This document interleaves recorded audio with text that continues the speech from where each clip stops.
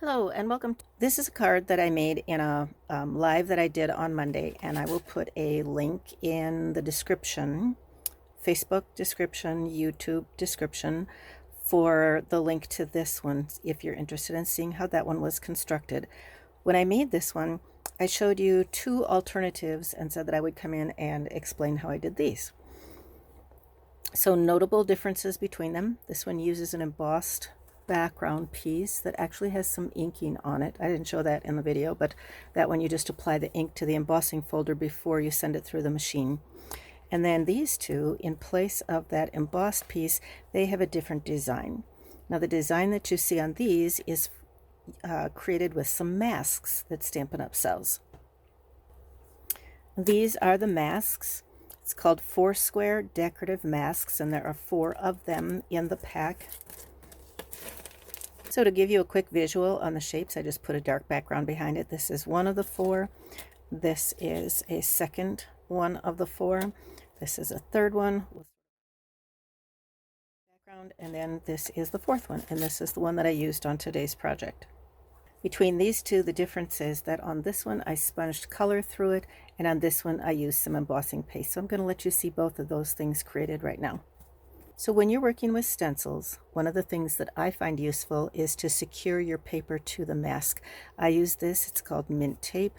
Any washi tape or Post-it note will serve just fine. So I lay my paper on the mask and get it lined up so I feel like it's, if there's a vertical pattern to it, I just want to make sure that it's symmetrical and looks like it's lined up, like your eye isn't going to think things are crooked.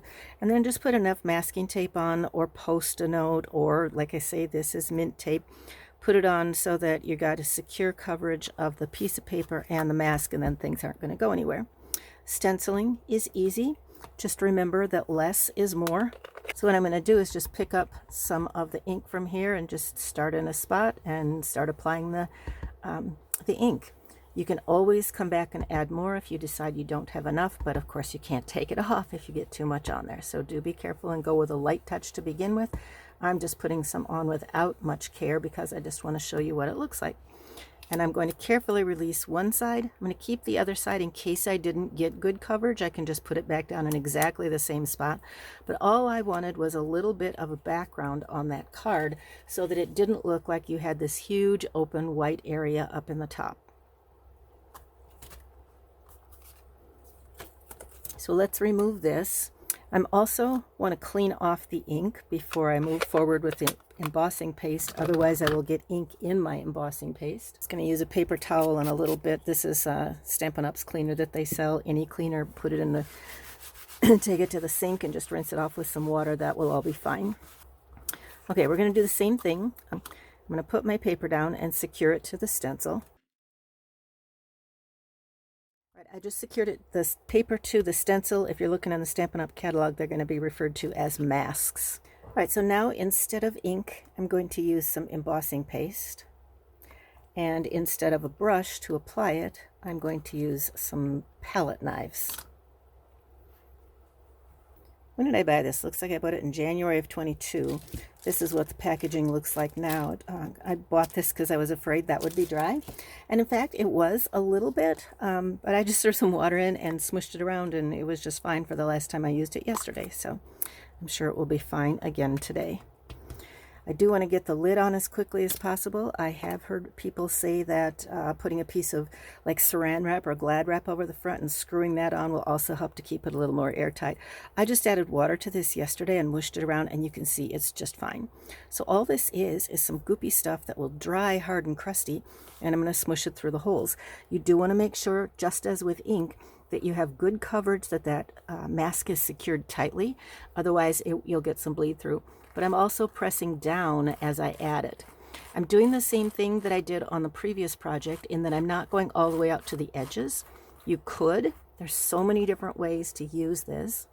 I chose to wipe off the ink that was on my mask because I didn't want to contaminate the embossing paste, because it does pick up color, which means if you wanted to color the embossing paste, you could take a little bit of it. You wouldn't want to go the whole jar, but take a little bit of it, put it in a container, and add a couple drops of re-inker, and you'll get some colored embossing.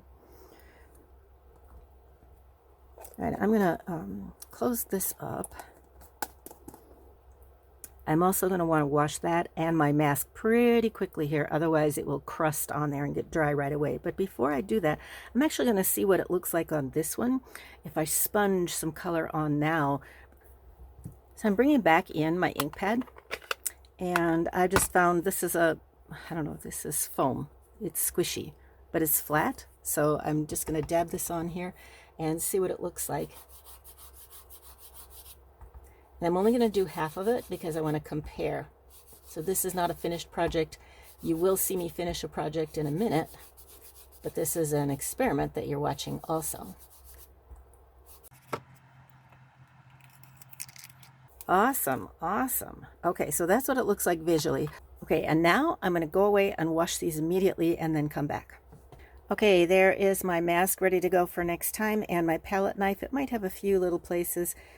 Trying to feel if it feels crusty. You do want to take it in and not just rinse it off. You want to go over it with your thumbnail or a brush or something and get all that stuff off before it hardens. Okay, that was 2-3 minutes of going into the sink and washing it. Is it dry yet? Probably not. Nope, not all the way dry yet, but you can see what it looks like visually here when it's wet. And now let's take a look at what it looks like when it's dry. Here it is on my finished project. So you can see the raised up dimension that it gives. And here is an unfinished one. The difference between these two, because there's a little bit of a difference, is that I sponged color over the dry afterwards instead of when it was still wet in the mold. All right, here is a second difference between the one I did in Monday's Live and the one I'm going to do right now. This one, notice the shiny on there. All I did was hit it with clear embossing powder, and let me show you how easy that is. So I have a bunch of these here because I'm getting ready to mass produce. And here's what I'm going to do. I'm going to stamp on, I want to do two for you so you can see the difference. First of all, I stamped just in the same color ink. This was my Cajun Craze ink pad. I'm getting all the ink off, and I'm going to just do the Versamark pad.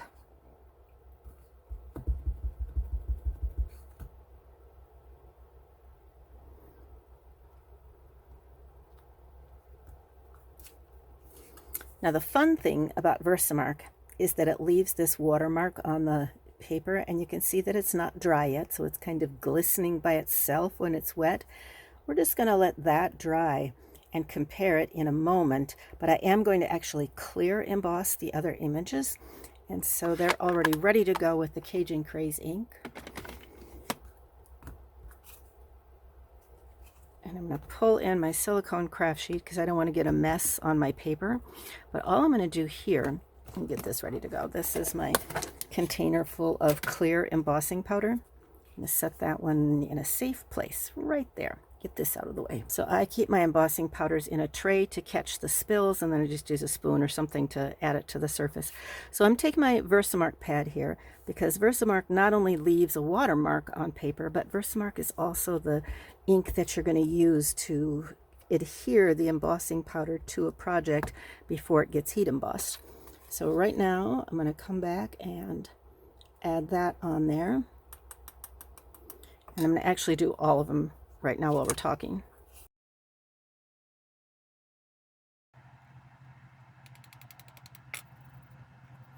So now what you're going to see is this one that was just stamped in Versamark and this one that was stamped only in the ink and then covered with Versamark, and you'll see the difference with the heat embossing.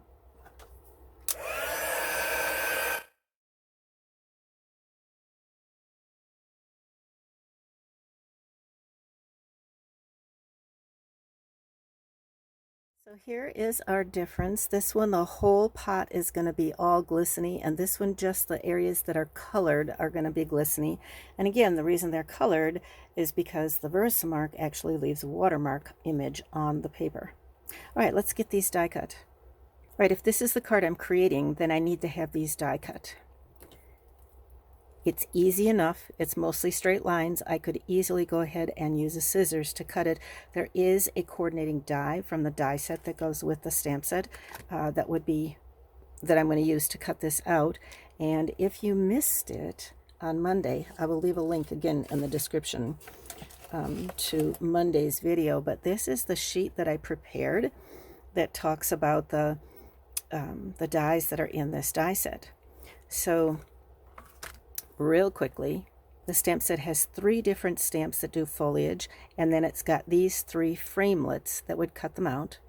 It also has the 2 pots. It's got 2 dies that cut the pots, and then it also has this fun little die right here that you could use to cut a handle and do some layering.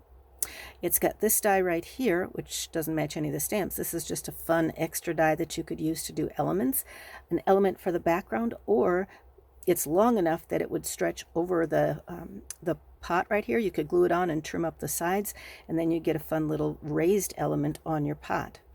In addition to the stamps that do the foliage in here, it's also got these 2. Now this one does something that looks like a palm frond, and this one actually has some embossed and some lines in it, and you could use it to do some 3D stuff and really give some dimension to your projects by going along the fold lines. In addition, there's one more die. This one over here actually embosses some lines in the paper, and if you apply color to it before it goes through the machine, then you would get colored lines embossed in your paper. All right, so I'm going to cut out the 2 pots. And here you have your 2 different pots. So both of them look wonderful. Either one of them will look great on the project. Okay, so to complete the assembly on this, I've got my card base. I am going to layer that on a piece of crumb cake.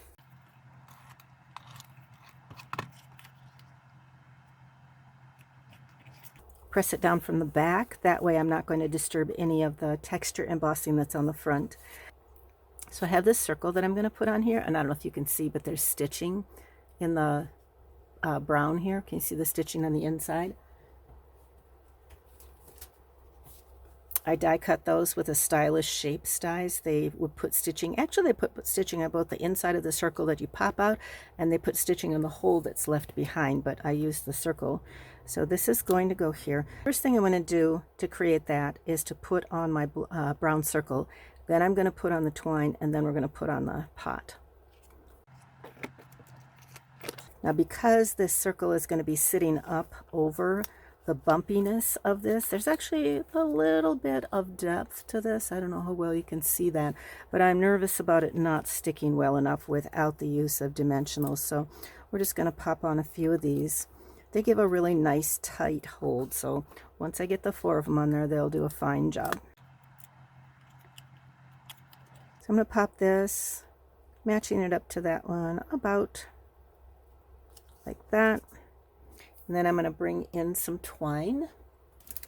I have a couple of choices here. This is linen thread, which is what I used on that project.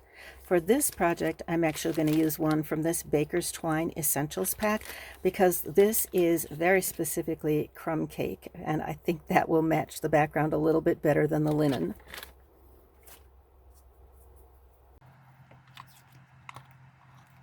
So what I'm going to do is wrap it back here and wrap it around, I don't know, 3 times.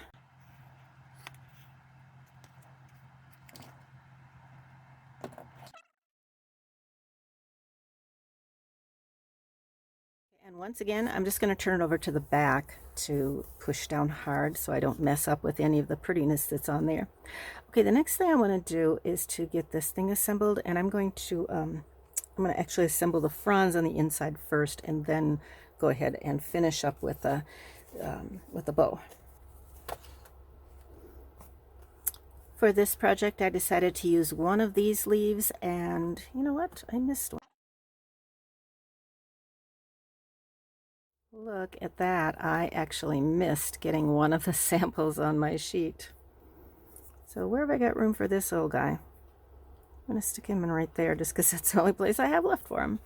And of course this is fun because this just looks like grass, so you could use it with any stamp set. It doesn't have to go with this particular set. But I decided to use this and this on the project. And if you're wondering about the colors, this is Old Olive, this is Wild Wheat, and this is Pecan Pie.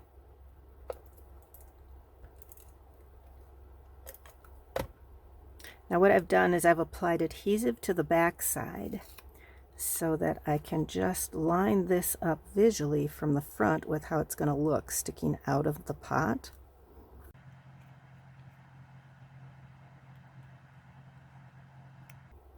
I overlapped them a little bit. And I don't want that one hanging off too much because I don't want to hang off the edge of the paper. Okay, now what I'm going to do is put some glue on the back because I want to make sure that it's strongly adhered to this. I'm also going to put just a teeny dab of glue on a couple of these fronds. I want it to be able to be loose on the front of the paper, but I don't want to make it too loose that it's going to catch when somebody holds it. I'm going to let the bottom of my pot hang off the edge of the circle, and that's by design. Adding dimensionals because I wanted it to sit up high enough to put the sentiment underneath it, and because it was going to rest over that twine.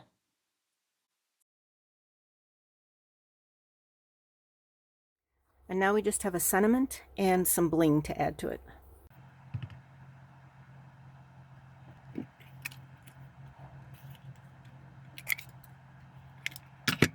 I'm just checking length because this is going to tuck up underneath here, but I need to make sure it doesn't go off the edge of the paper on the right hand side.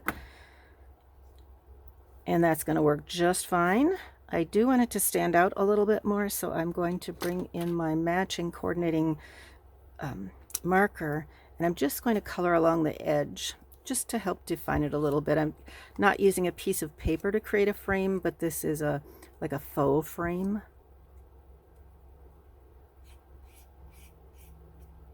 It just helps your eye to discern it as being separated from the whiteness of the background.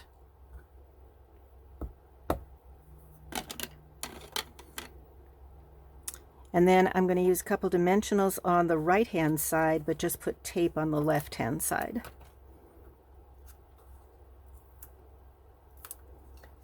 And you can see I didn't like it. It was crooked the first time, so I used the back side of the paper.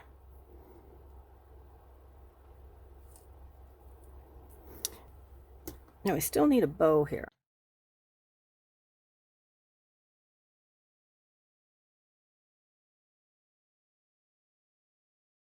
Finish this off with a little bow down on the bottom and some bling.